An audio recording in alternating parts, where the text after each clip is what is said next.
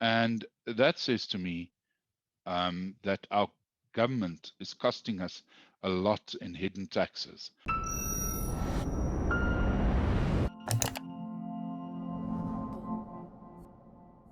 Why is the fuel price so high? Well, joining me to discuss is Mike Schüssler. He's an economist with economists.co.za. Mike, welcome back to the channel. Always good to have you here. I was just looking at the inland fuel price just before our conversation. That's sitting at around 18 Rand 11 cents. But back in January of this year, it was around 14 Rand. So why is the fuel price so high? Why are we seeing the cost of petrol at the pump going through the roof?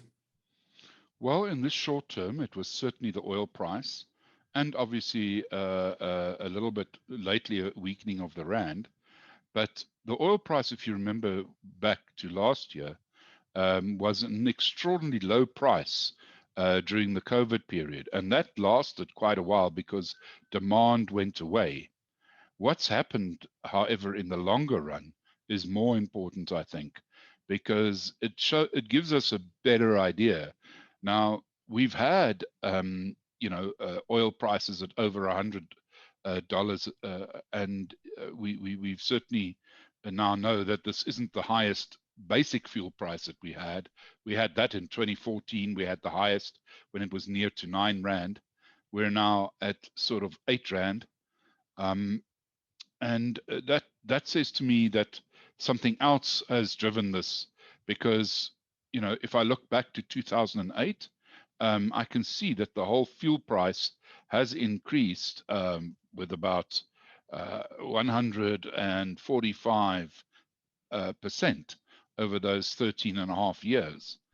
But when I look at the basic fuel price, in other words, as the price is charged for in the harbor, in South Africa, that only increased 86%. And I think that long-term story tells us that it's been the local components, the tax, the margins, the transport costs, all that have increased a lot more than the actual basic fuel price. So whilst this year is a bit unusual, I mean, I think people still remember where we had the actual negative oil price at one day or so for a while, because the futures had to be bought and you had to store it, and there was no storage. So we had this silly season in the oil price in April last year, and it took a while for that price to recover, and I think it's more than recovered now. But that is, I would say, probably 1 in 5 years where the actual oil price or the fuel price component increases quicker than the local components in South Africa. David? Enjoying this analysis? Click here to sign up for our 30-day free trial for more content from the CIA. So, Mike, obviously the oil price is a key driver. South Africa is a net importer of oil. We don't have any oil here. But the local component is something I'd like to unpack a bit more. So there's the retail margin for the petrol stations. There's also the distribution costs of getting fuel from the ports to the mainland where the center of economic activity is. But what about the taxes? Those seem to be going up. Every budget speech, we see more fuel taxes added. Where are those going? And do we see any relief for consumers in the future? Well, fuel taxes have been increasing quite substantially. I would say on average just around 10% a year over the last 13 years or so. So we've seen a 225% increase in the fuel tax since January 2008. But let's just take a slight step back and say oil is our biggest imported item in South Africa. And right now we're running a very good current account surplus. I don't think oil is going to upset that apple cart, but we must remember we do not have our own oil perhaps, but we do convert coal to petroleum. And there we also pay Sasol the international price, because they would be able to get that price in the market per se. So that's the one thing. The other thing is, I think when we go and analyze the fuel taxes, it's not just the fuel tax, because that road accident fund that we forget about sometimes, but that's up by 425%, also since January 2008. And that's where you're 100% correct. The tax and the sort of insurance part run by government is really the leading indicator, other than the transport costs. And again, the transport costs are run by a government state-owned enterprises, or a large part of it is, and that's the pipeline costs to Gauteng in the inland. And that rose with 367% since January 2008. So I think it's quite clear that oil prices are one element, and they do shock us every now and then. But I think for most of the time, it's our actual local elements, because the shock might just show up for a month or two, but they stay permanent. Whereas the oil price has swings, it goes up and down. And if we look at the oil price right now, we had no South African extra items to it. We paid only for the oil. We would probably, well, we would certainly not be at the highest price ever. We would have probably seen about 20 months of prices previously that were higher than the current prices. So that gives you an idea, because at the moment, at 18 Rand 30, the total inland price has never been this high. So in South African, a guy buying from the petrol station, paying the current retail price of fuel, he would be paying a record price. Whereas if we didn't have all the local components, we would be paying a higher than normal price, but we'd still be far off the record, which is roughly about 9 Rand.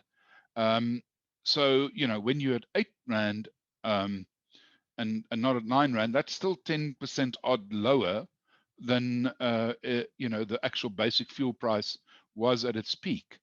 And that includes then the Rand. I'm talking Rand prices all along, you know, Rand weakness in the process. So that's quite saying something. It says to me that when I look at the local components, they've gone up 181%, whereas the total fuel price has gone up 145%. And the basic fuel price, with other words, just the fuel, 86%. And that's all in the same 13 and a half years that we've been talking about. And that gives you a fairly good idea what's happened in South Africa. And that is what I can call administrative prices have had a big role to play in South Africa. Administrative prices on every level. Eskom is an administrative price.